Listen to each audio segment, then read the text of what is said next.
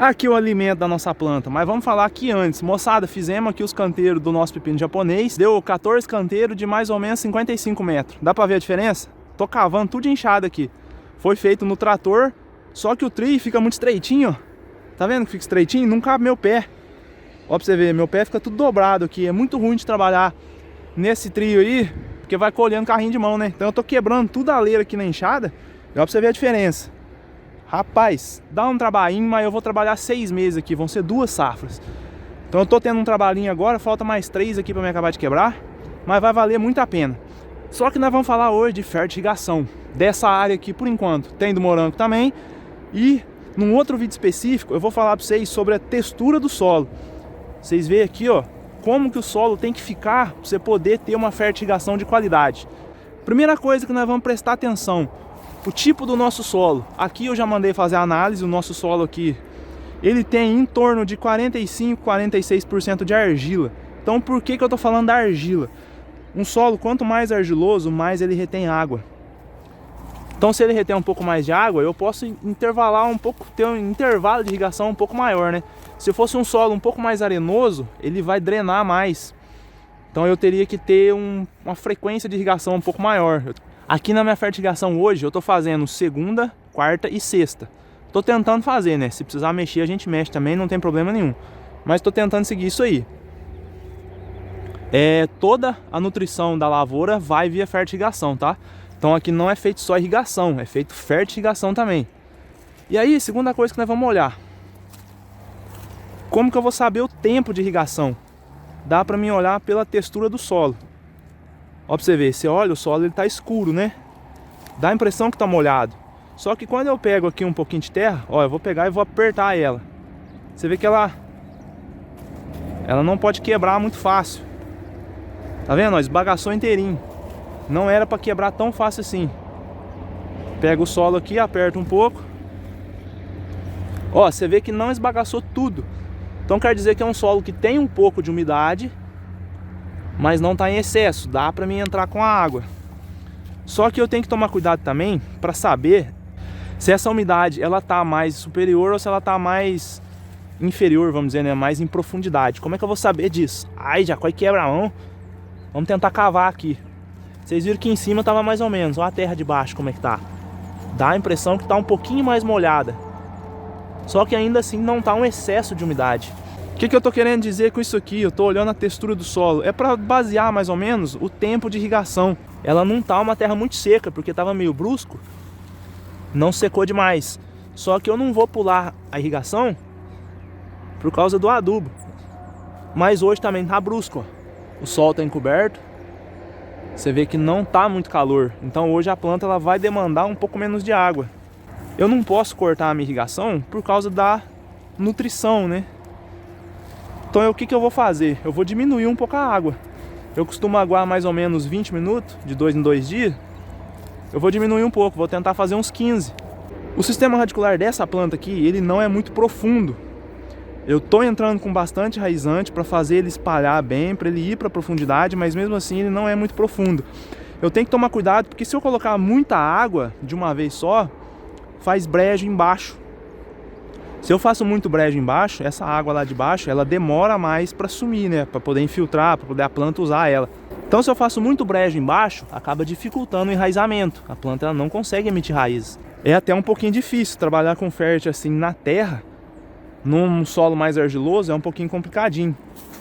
Mas dá para levar. O que eu tenho de opção aqui? Se tiver muito molhado embaixo, igual no meu caso aqui tem umidade, mas não tá muito, dá para colocar mais água. O que eu poderia fazer? Diminuir o tempo de irrigação e aumentar a frequência de irrigação. Quando eu faço isso, eu mantenho a umidade um pouco mais superficial. A água que eu coloco, ela não é tanto volume de água para poder descer. Então ela fica um pouco mais superficial. Vamos dizer que eu poderia irrigar, ao invés de 20 minutos a cada 2 dias, eu fazer 7, 8 minutos todos os dias. Daria certo também. Só que eu não tenho tempo para poder vir aqui irrigar todo dia, né? Isso aqui demanda um certo tempo, a lavoura é pequena, mas eu tenho mais serviço, então não dá para ficar vindo aqui aguar todo dia. Poderia montar automático, que é a ideia mais para frente. Montar todo um sistema automático aqui para fazer fértil toda automática, mas por enquanto não dá. Então o que eu estou fazendo é irrigar a cada 2 dias. Se eu fosse, por exemplo, diminuir essa frequência, se eu fosse fazer a cada 3 dias, daria também, só que eu teria que colocar um volume maior de água. Aí eu tenho que ver como que vai se comportar o solo, tenho que ver se ele não vai secar muito em cima e ficar brejento embaixo. Na lavoura de morango, por exemplo, eu estou irrigando a cada 3, 4 dias, só que ali é diferente. A planta do morango ela demanda um pouco menos de água e fica coberto pelo túnel, né? Então já não seca tão rápido quanto aqui. Aqui é malchin preto exposto ao sol, então isso aqui seca muito mais. Ó, pra você ver aqui, você já vê que o solo embaixo, ele tá bem encharcado. Você vê embaixo já tá fazendo um pouquinho de brejo. Ó, aqui já faz bem brejo. Tá vendo? O bolinho já nem desmanchou. Ó, você já vê que tá encharcado. Então o solo nosso aqui em profundidade, ele tá bem encharcado. Mas é uma característica dele, esse solo aqui ele não drena muito. E já é uma terceira safra essa aqui. Essa terra não mexe aqui já por quase 1 ano. Então tem algumas características. Um solo um pouquinho mais arenoso, ele vai... Rapaz, isso aqui será que é a raiz da abobrinha? Acho que é, viu? Ó, se for. E é mesmo. Será? Se for raiz da abobrinha isso aqui, moçada, ó, pra você ver como é que tá bem enraizado. Porque não tem outra planta aqui, ó. Olha aqui. E é mesmo, moçada, igualzinho a raiz do pepino. Ó o tamaninho da plantinha. E olha onde que já tem raiz aqui. Imagina essas outras grandonas aqui. É mesmo, porque pra cá não tem nada, ó. Rapaz, esse enraizante tá dando resultado. Aí o que eu tava falando? O solo arenoso, um solo mais descompactado, ele acaba facilitando um pouco esse manejo na fértil. Igual, por exemplo, aquele solo que eu tô preparando ali, ele é um solo que foi incorporado braquiária, foi incorporado milho verde. Então ele é um solo que tem um pouco mais de matéria orgânica, ele tá mais aerado. Esse daqui já não foi incorporado. Esse aqui, o solo ficou exposto um tempo grande aqui, entrou com roundup para poder não sair mato e não foi incorporado nada aqui. Ele é um solo que já não tá tão aerado quanto esse daqui. Isso aqui, moçada, não dá para passar uma receita de bolo, não é um negócio que eu vou chegar aqui e falar para vocês, faz assim que vai dar certo. Às vezes o teu tipo de solo aí é diferente. Ó, pra você ver, um solo cheio de terrão assim, isso aqui para fertirrigação é uma bosta, para falar a verdade. Ali tá perfeito. Isso aqui tá perfeito, mas esse começo aqui, ó, eu vou rapar essa terra. Isso aqui para mim vai me atrapalhar demais. Então você tem que ir tomando cuidado, você tem que ir observando. A melhor forma de você aprender a fazer isso aqui e ter eficiência é observando. Outro ponto também, que a gente tem que tomar muito cuidado aqui no caso da fertirrigação, é com a salinidade. Eu esqueci de trazer aqui o condutivímetro, mas a gente tem aqui os extratores de solução espetado aqui no solo. Tem esse extrator aqui que ele está um pouco mais fundo e tem aquele outro extrator ali que está um pouco mais raso.